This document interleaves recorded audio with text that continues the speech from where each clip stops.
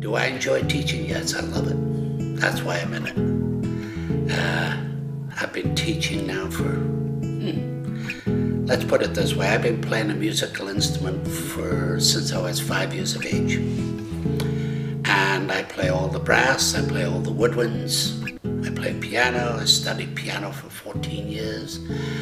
I went to the different schools over in England and went to Leeds University, and I got 1 degree there, and then I went on to the Royal Academy of Music London and got my master's degree there.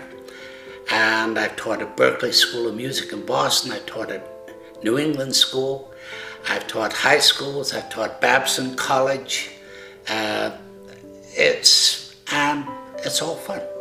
And plus I've been a minister of music for the last 45 years, doing choir work and teaching groups how to sing and that type of thing. So what music means to me, that's it in a nutshell. I love it.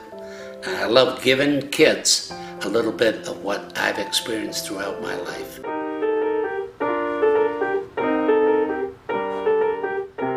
Right now we're teaching everything from violin, piano, viola, cello, bass, electric guitar, acoustic guitar, voice, flute, clarinet, saxophone, sax, bari sax, trombone, tuba, piano of course, and we just run a full spectrum here as far as, and then most of our teachers, we all have a master's degree or above. Once you get a reputation of being a good school and working very well, the teachers seem to come to you. They want to be associated with a good school, and because the reputation's there.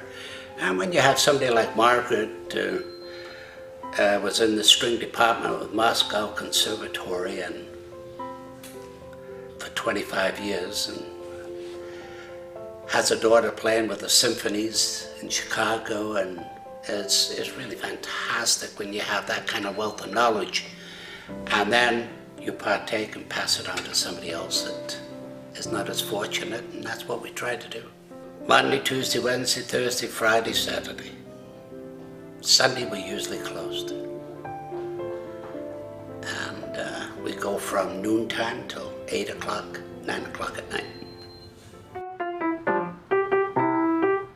Music, to me personally, helps any child, especially academically, because it just teaches them the basics of how to memorize things, the basics of the discipline of practicing every day and become good at the instrument and everything else. So everything I've done over the years teaching, both in high school, college and everything else, I've found that music is such an important, to me it's a very important link to teaching education, because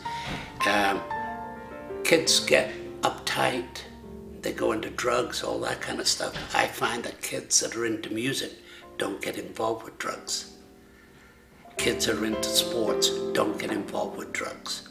And you put the education to go along with the music and the sports and things like that, you can't have anything better. As far as I'm concerned personally, that's my own, well, that's the way I've figured it out for the last 50 years, to be quite honest with you. She has kids right now from the age of 4 all the way up to 80.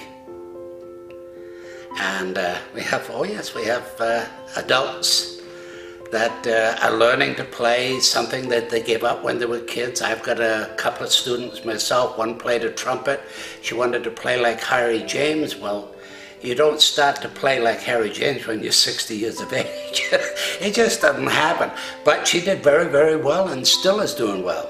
And then I've got another gentleman that's playing the alto sax. Always wanted to play an alto sax, and so we started him, and now he's playing some of the Gershwin melodies and things like that.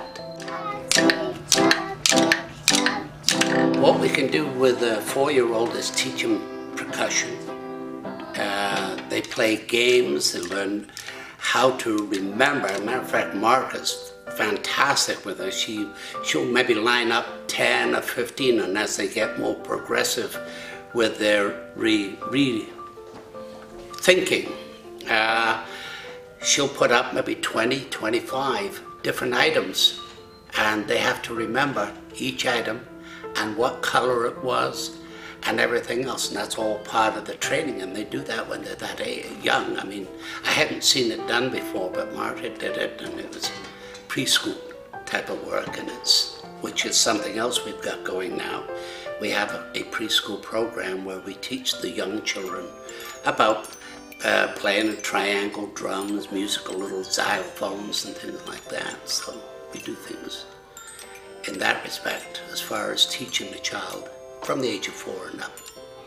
They've got to be able to have at least a 5 or 6 minute span for concentration, because they only have a 1 minute or 30-second span like some of the kids do at that age. Well, any person that is going to start a new instrument, you've got to give them 6 months. I mean, you can't decide in 2 weeks or 3 weeks if it's going to work or not. I have a little cartoon, and it was given to me by an old teacher of mine. And as the teacher is leaning on the piano like I'm doing right now, he says to the student very nicely and says, "If you don't practice, I'm going to tell your parents that you've got talent." And they kind of look at you and say, "Well, what does that mean?" And so you explain it to them. If you don't practice, I'm going to tell your parents you got talent. And then when they hear the word you've got talent, you're in trouble. So you may as well work with me and instead of against me, you know. So that little things like that we just bring up with the kids, and it's a lot of fun. And I have all pictures in my room, which for different groups that I've had and all that type of thing. And the kids are always interested. And then I take pictures of my students and put them on the wall. I've got some students right now on my wall that I've had for 15 years and 20 years. Some of them are married now, and they're still on my wall. And they all come in, "Oh, I'm still on your wall." Yeah. And it goes over big. The kids never forget it. And I get cards now from students that I haven't seen in maybe 15, 20 years. And just thanking you for some of the things you've done for them. So